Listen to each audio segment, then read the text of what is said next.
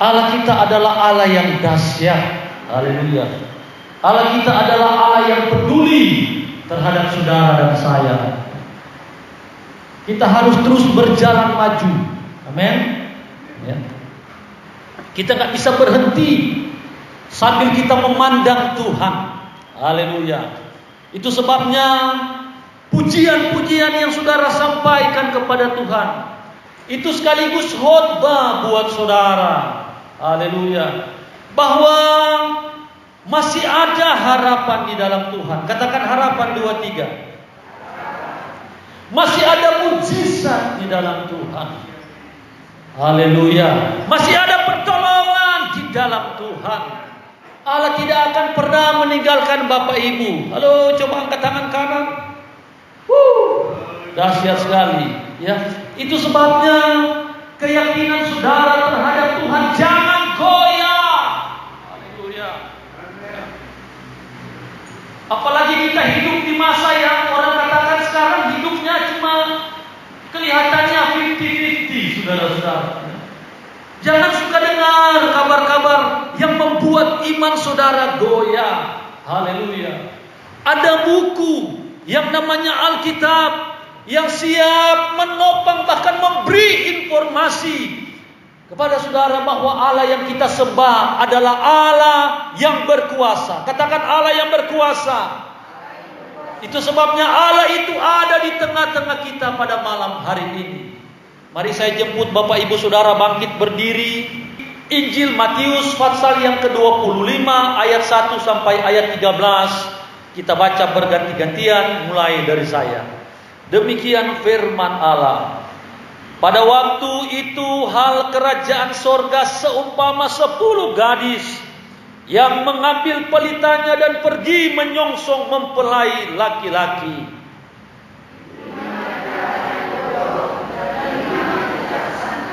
Gadis-gadis yang bodoh itu membawa pelitanya, tetapi tidak membawa minyak.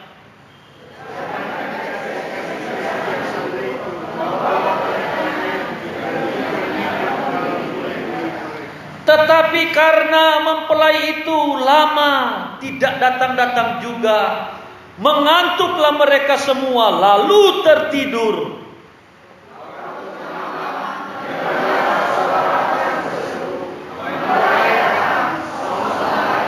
Gadis-gadis itu pun bangun semuanya lalu membereskan pelita mereka.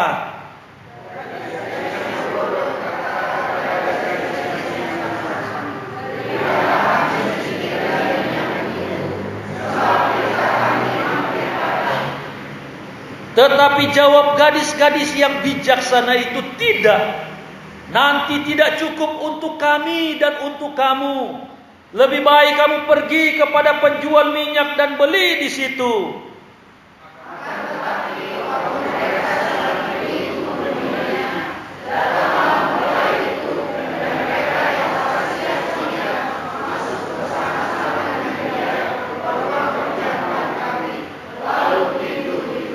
Kemudian datang juga gadis-gadis yang lain itu dan berkata, Tuan, Tuan, bukakanlah kami pintu.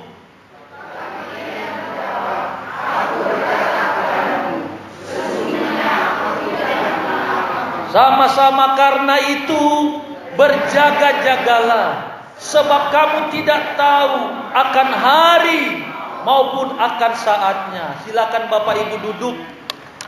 Matius mencatat bahwa kerajaan surga itu seperti 10 gadis. Haleluya. Sebelum saya terus, saudara-saudara, Alkitab bilang begini, ya. Kalau saudara mau tanya hari kedatangan Tuhan kapan, ya, mungkin khotbah ini tidak sesuai dengan apa yang saudara mau. Haleluya. Tapi ini yang Tuhan taruh di hati saya untuk saya kumandangkan kepada saudara-saudara bahwa kedatangan Yesus tidak lama lagi. Halo.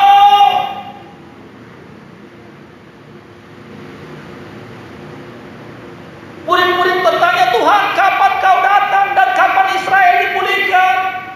Lalu Tuhan bilang begini, hari, jam, saat aku datang, aku sendiri tidak tahu. Yesus sendiri tidak tahu. Gak ada orang Tapi Yesus berkata, hanya Bapa. Ada dua hal yang menjadi kunci. Itu sebabnya sekarang saudara buka mata rohanimu. Lihat kondisi hari-hari ini. Jangan saudara invest hidup saudara yang cuma hanya 80 tahun Tuhan kasih di muka bumi ini. Sementara kekekalan sebentar, tidak ada waktu. Haleluya. Ada dua hal yang Yesus bilang. Kedatanganku kedua kali hanya Bapa di sorga yang tahu. Tapi kunci yang kedua, Tuhan berkata, sebelum kedatanganku akan banyak tanda-tanda yang menyertai kedatangan Tuhan. Dan Alkitab jelaskan, kita ini bukan ada lagi di zaman awal, bro. Kita lagi bukan berada di pertengahan zaman. Alkitab secara vulgar dengan tanda-tanda bahwa saudara dan saya berada di ujung akhir zaman. Haleluya.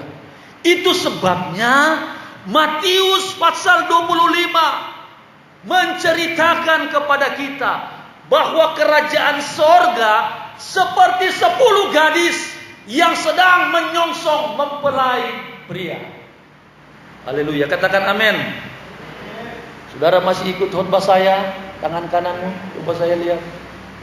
Puji Tuhan, tepuk tangan buat Tuhan. Ya. 10 gadis yang sedang menyongsong mempelai pria, ya. Mempelai wanita di rumah, dan mempelai wanita ini menugaskan 10 gadis untuk menyongsong, menjemput mempelai pria. Alkitab bilang mempelai pria itu adalah Yesus sendiri. Yang setuju katakan amin. Haleluya. Mempelai pria, kalau saudara buka catatan dan tulis di kertas saudara, ya, mempelai pria di sini adalah Tuhan Yesus. Sedangkan 10 gadis, ya, itu berbicara tentang gereja Tuhan. Haleluya. Ya. Allah sedang mempersiapkan gereja Tuhan. Orang yang di luar Allah tidak persiapkan, tapi Allah sedang mempersiapkan saudara dan saya. Halo. Sampai kapan nih Covid selesai? 2021 baru tenang. Vaksin banyak masuk Indonesia, ada 5. Belum lagi yang dibuat oleh dokter Terawan, vaksin merah putih, yang ampuhnya 10 kali lebih dahsyat dari vaksin yang dari luar. Ya, tapi kapan Covid selesai? 2 minggu lalu, varian baru tiba di Indonesia melalui kargo. B117. Ya. Sampai kapan selesai? Dengar, ini yang firman Allah tulis. Ini yang mesti digembar-gemborkan oleh hamba-hamba Tuhan, bahwa dunia di mana saudara dan saya hidup sekarang adalah dunia yang tidak berhenti dari malapetaka. Haleluya. Alkitab berkata bukan cuma sampar. Kata sampar dalam Alkitab itu diterjemahkan oleh lain, itulah sakit penyakit. 10 gadis yang lagi menyongsong mempelai pria. Kalau dalam adat istiadat orang Yahudi, kalau ada mempelai pria, mempelai wanita mau kawin, selalu itu penjemputannya tengah malam. Makanya ini yang Yesus pakai untuk menggambarkan bagaimana Yesus datang dan bagaimana saudara dan saya harus siap. Bapak Ibu, zaman sekarang bukan zaman kita berleha-leha lagi. Zaman sekarang bukan saudara punya fokus terhadap hal-hal yang sifatnya lahiriah. Haleluya. Alkitab bilang 10 gadis. 10 gadis ini dalam terjemahan firman Allah ini bicara tentang gereja Tuhan. Katakan gereja Tuhan, 2, 3. 10 gadis ini berbicara tentang gereja Tuhan. Tapi Yesus sendiri membagi 2 gereja Tuhan di zaman akhir. Kapan? Di mana saudara dan saya hidup sekarang. Ini yang dikatakan zaman akhir. Yesus sendiri berkata, 10 gadis itu gereja pun dibagi 2 kelompok. Yang 5 bodoh, yang 5 bijaksana. Haleluya. Saudara boleh saja beribadah, boleh senyum kiri kanan, tapi rohani saudara punya hanya saudara dan Tuhan yang tahu. Haleluya. Alkitab sudah mewanti-wanti, mewarning. Banyak yang dipanggil, sedikit yang dipilih. Bahkan secara gamblang, dengar kata-kata saya. Yesus sendiri melihat di dalam gereja ada 2 kelompok. Ada kelompok A yang namanya gadis bijaksana. Ada kelompok B yang namanya gadis yang bodoh. Dan ini peringatan besar buat saudara dan saya. Apa gunanya memiliki seisi dunia kalau jiwa kita binasa? Haleluya. Anak-anak muda, dengar saya. Ya. Kita ada di ujung akhir zaman. Kita ada di, banyak hamba-hamba Tuhan berkata, kita ada di era last hour, jam-jam yang terakhir. Itu sebabnya periksa rohani saudara. Coba kita kembali ke Matius pasal 25. Haleluya. Ayatnya yang ketiga. Gadis-gadis yang bodoh itu membawa pelitanya, tetapi tidak membawa minyak. Sedangkan gadis-gadis yang bijaksana itu membawa pelitanya dan juga minyak dalam buli-buli mereka. Ya. Yang 5 yang bodoh, kata Alkitab, mereka punya pelita, tapi mereka tidak membawa minyak. Sedangkan yang bijaksana, mereka punya pelita dan mereka punya minyak. Apa yang dimaksud oleh firman Allah? Mazmur 119 ayat 105. Firman-Mu itu pelita bagi kakiku dan terang bagi jalanku. Jelas? Katakan amin. Yang bodoh, mereka punya firman.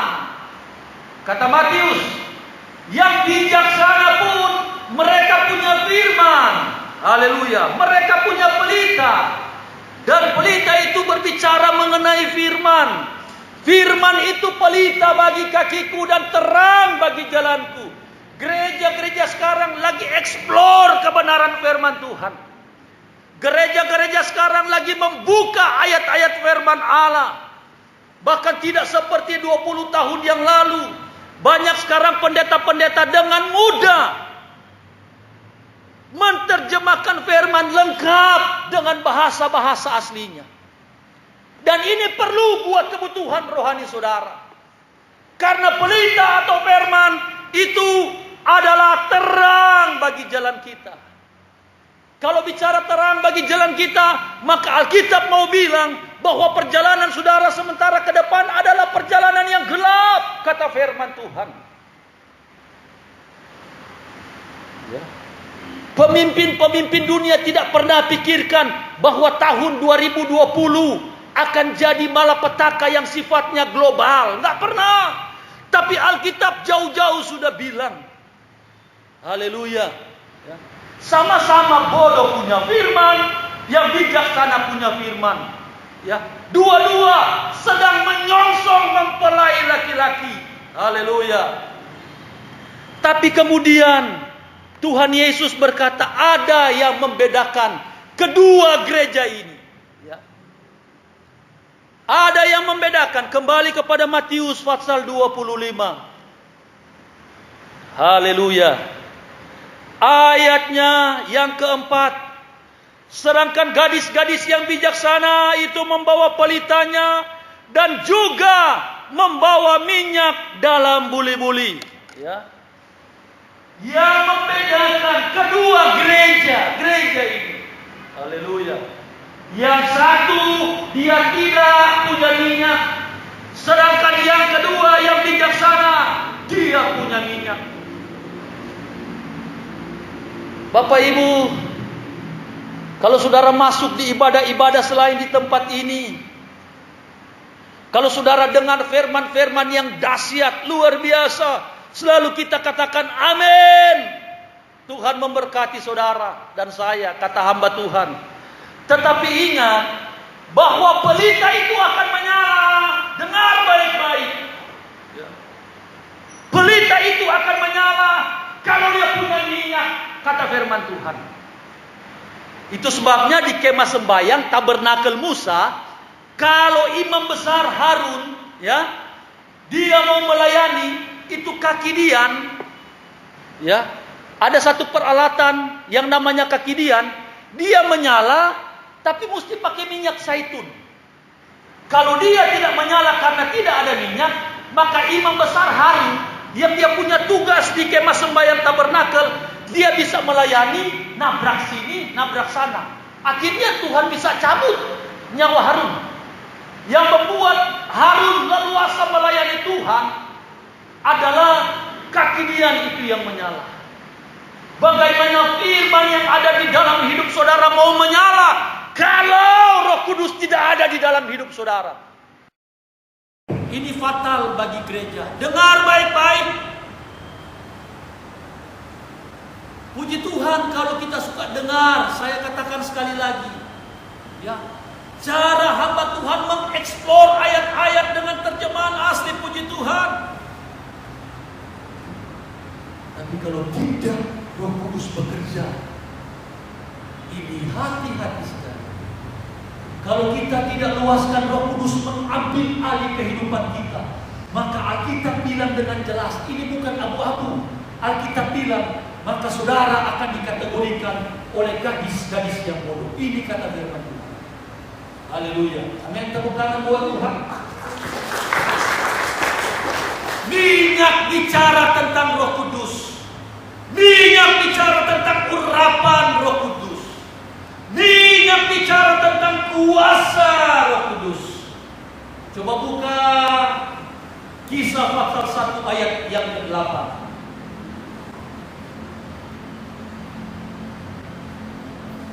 Ya, cepat sekali dapat. Kisah pasal 1 ayat yang ke-8. Alkitab bilang begini, tetapi kamu akan menerima kuasa kalau Roh Kudus sama-sama turun. Ini ayat yang sering dihormatkan banyak pendeta-pendeta, apalagi pendeta-pendeta Pentakosta. Ya, kamu akan menerima kuasa kalau Roh Kudus turun. Ya. 5 gadis yang bijaksana, dia punya firman, dia punya Roh Kudus. Ya, minyak itu lambang dari Roh Kudus. Oke? Yang setuju katakan amin. Puji Tuhan. Tapi dalam Kisah pasal 1 ayat 8 bicara begini. Ya, kamu akan menerima kuasa kalau Roh Kudus turun. Ya, Roh Kudus sendiri bukan kuasa. Dengar baik-baik. Banyak orang ke gereja cari kuasa. Banyak orang ke KKR cari kuasa. Tapi Alkitab bilang dengan jelas, kalau Roh Kudus ada, baru Roh Kudus menghasilkan kuasa. Haleluya. Amin. Punya minyak, ini gadis-gadis yang bijaksana, memperlihatkan kepada kita bahwa 5 gadis yang bijaksana, mereka siap ketemu dengan mempelai pria, kata Alkitab. Ya. Banyak pelayanan, banyak gereja, firman-Nya dahsyat, tapi mempersilakan Roh Kudus bekerja leluasa, banyak yang membatasi. Kita mau hadapi hari masuknya api Pentakosta 100 tahun nanti di Bali. Ya. Saudara-saudara, ini minyak, ini Roh Kudus jangan padam dalam hidup saudara. Jangan padam. Dengar baik-baik, hal yang kita alami di depan akan lebih dahsyat dari hal yang kita alami di hari-hari sebelumnya. Dan ini Alkitab secara fair tulis. Haleluya. Itu sebabnya kita harus berusaha masuk dalam kategori yang kita katakan 5 gadis yang bijaksana. Dan ini bukan tawar-menawar. Halo. Kalau Roh Kudus turun, maka Dia akan memberikan kuasa. Roh Kudus itu adalah Allah. Roh Kudus itu adalah oknum pribadi yang ketiga dari Tritunggal. Dan pendeta besar, dia bikin pengajaran 19 pengajaran gereja goncang. Ya. Tapi kita dari kalangan GPDI kita punya standar. Ya. Pendeta tersebut berkata bahwa Allah kita bukan Tritunggal, Duitunggal. Ini yang lagi top sekarang. Banyak gereja, anggota gereja Pantekosta yang terkontaminasi dengan pengajaran tersebut. Ada beberapa teman saya jemaatnya pindah. Ya. Saudara, Roh Kudus itu adalah Allah. Ya. Allah kita adalah satu oknum tapi 3 pribadi. Haleluya. Ya. Bapa, Anak, dan Roh Kudus. Haleluya. Kalau Roh Kudus turun, maka saudara akan memperoleh kata yang disebut dunamis dalam bahasa asli. Coba sebut dunamis. Kenapa kita perlu kuasa? Dengar baik-baik. Saudara hidup di lingkungan saudara supaya tetangga saudara diselamatkan, atau keluarga saudara yang belum terima Tuhan akan diselamatkan, maka Tuhan katakan saudara mesti jadi saksi. Tingkah laku saudara harus saudara gambarkan sebagai anak-anak Tuhan, supaya keliling saudara, lingkungan saudara bisa menerima Yesus. Karakter saudara harus benar di hadapan Tuhan. Mulut saudara, pikiran saudara, langkah saudara, supaya keluargamu yang belum diselamatkan akan diselamatkan. Plus tetangga kiri kanan, dia bisa melihat, oh ini jemaat GPDI Horeb. Itu kalau berhadapan dengan lingkungan dalam hal penyelamatan. Tapi melawan sakit penyakit, melawan penghulu-penghulu di udara yang gelap, melawan roh-roh jahat, maka Alkitab tidak pernah berkata saudara harus lawan dengan karaktermu yang suci. Tidak ada dalam Alkitab. Tidak. Itu sebabnya Alkitab bilang cari Roh Kudus, Dia kasih kuasa. Kuasa dalam bahasa Yunani dunamis. Dunamis adalah kemampuan, kekuatan yang apa saudara inginkan itu akan terjadi kalau Roh Kudus turun. Tepuk tangan buat Tuhan. Dan ayat ini berkata kembali kepada Matius pasal 25. Lama kedua gadis ini, yang bodoh dia punya firman, ya, dia punya minyak tapi cadangannya sedikit.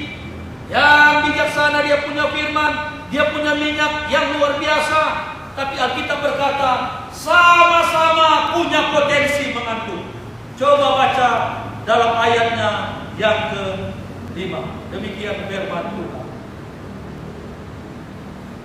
Tetapi karena mempelai itu lama tidak datang-datang juga, maka mengantuklah mereka semua lalu tertidur. Punya potensi mengantuk, ya, yang Tuhan takuti terjadi dalam kehidupan anak-anak Tuhan. Ini yang Tuhan takuti adalah rohani yang mengantuk, dan hasil akhirnya dia mati rohani. Ini yang Tuhan takuti terjadi di kalangan anak-anak Tuhan. Kalau soal sakit penyakit, soal ekonomi saudara, Alkitab berkata Tuhan pasti berkati. Haleluya. Ayat yang sudah kita baca dua-dua mengantuk. Tapi yang membuat yang bijaksana, kemudian dia dengar mempelai datang dan ada kata-kata som-som yang dia yang membuat bijaksana ini, dia bangkit berdiri. Alkitab bilang karena minyak yang membakar hidup. Berapa banyak orang sekarang hands up alami masalah, ya. Anak saya nggak kerja. Saya berdoa berteriak, tapi Tuhan nggak dengar. Dia mulai pesimis. Akhirnya dia lari meninggalkan Tuhan. Waktu mempelai, laki-laki datang dan terdengar suara songsonglah dia. Ke-10 gadis yang tidur ini, Alkitab bilang mereka bangun. Tapi puji Tuhan yang bijaksana, mereka siap menyongsong mempelai pria. Karena dia punya firman dan dia hidup dalam pekerjaan Roh Kudus. Hari-hari ini pekerjaan Roh Kudus hampir padam di dalam gereja. 1-2 buah ayat terakhir, coba kita lihat. Dalam Yohanes, puji Tuhan, Yohanes pasalnya yang ke-16. Haleluya. Cepat saja. Yohanes pasalnya yang ke-16 ayat yang ke-7. Yohanes ke-16 ayat yang ke-7. Demikian firman Allah. Namun benar yang kukatakan ini kepadamu adalah lebih berguna bagi kamu jika aku pergi. Sebab jika aku tidak pergi, penghibur itu tidak akan datang kepadamu.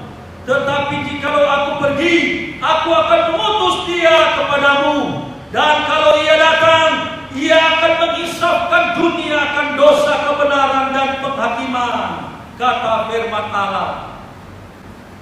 Kata-kata tersebut diucapkan Yesus. Ya. Yesus berkata, adalah lebih berguna kalau aku pergi. Dengar, ya. Secara teologis, Yesus menganggap pekerjaan Roh Kudus lebih besar dari Yesus, dan itu fakta. Bukan berkata bahwa Yesus dia punya kedaulatannya di bawah Roh Kudus. Ayat itu tidak bicara begitu. Halo. Kata adalah lebih berguna aku pergi karena Yesus tahu pekerjaan Roh Kudus waktunya lebih banyak dari Yesus yang hanya hidup 3,5 tahun di muka bumi. Kalau Yesus ada 2000 tahun yang lalu, maka Alkitab bilang di Kapernaum di mana Yesus ada mujizat. Kalau Yesus ada di rumah Lazarus, maka di daerah itu terjadi mujizat, di tempat lain tidak.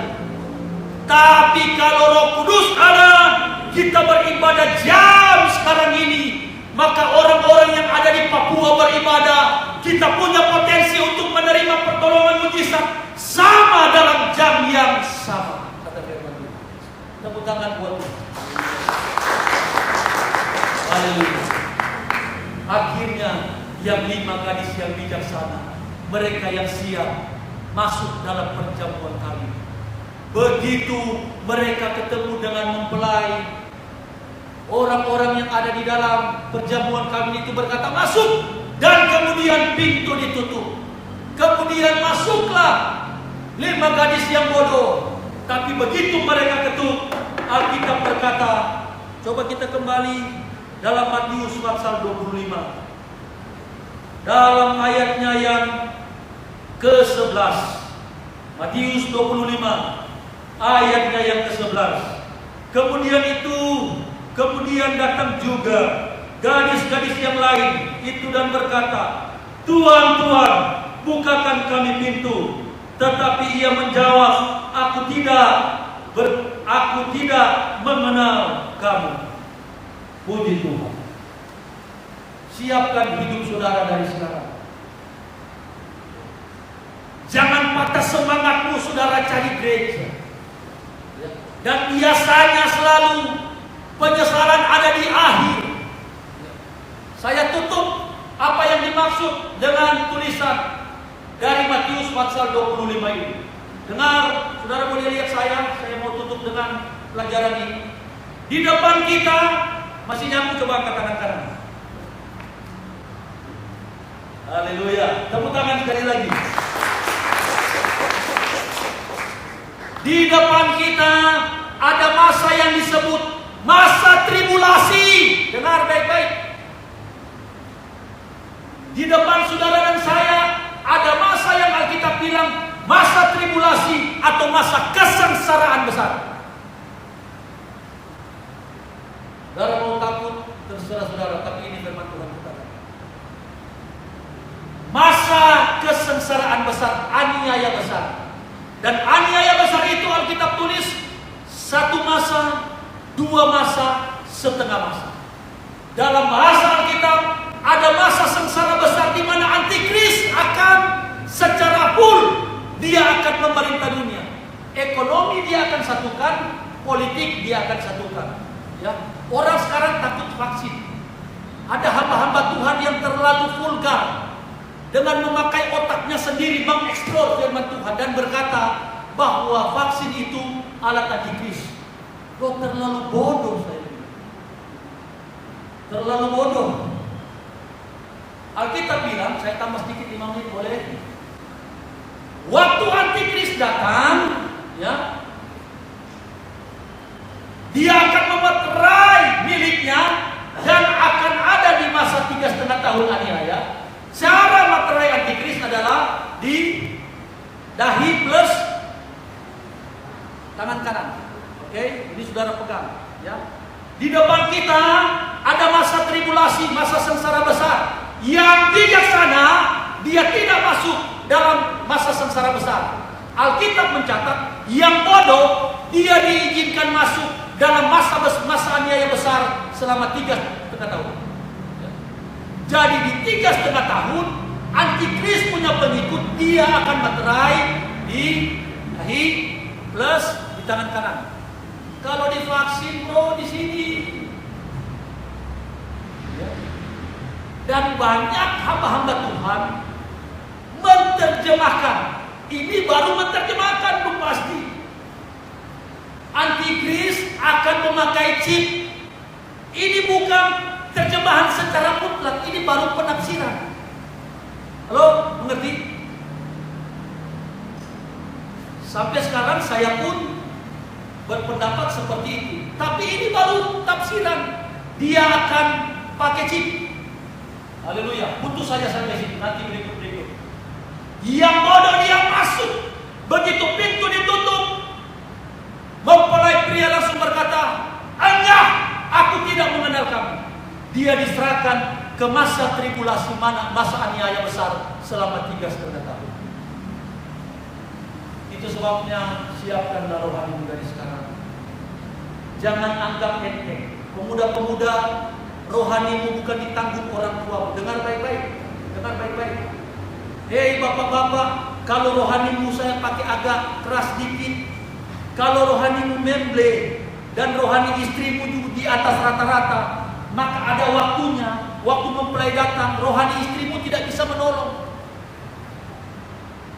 Yang bodoh bilang begini, hei yang bijaksana, tolong berikan minyak. Di ujung ini gak ada lagi hal yang kita sebut, Pak Pendeta Januar tolong saya tolong dia, enggak. Tidak ada. Keselamatan masing-masing. Itu sebabnya buka mata dari sekarang. Carilah Tuhan dengan sungguh-sungguh. Tuhan akan punya gereja yang di atas rata-rata. Dan 2 hal yang kita dapati. Punya firman, punya minyak. Saudara setiap hari dengar baca firman. Tapi apakah saudara izinkan Roh Kudus menguasai hidup saudara? Itu pertanyaan besar. Tuhan memberkati saudara. Tepuk tangan buat Tuhan.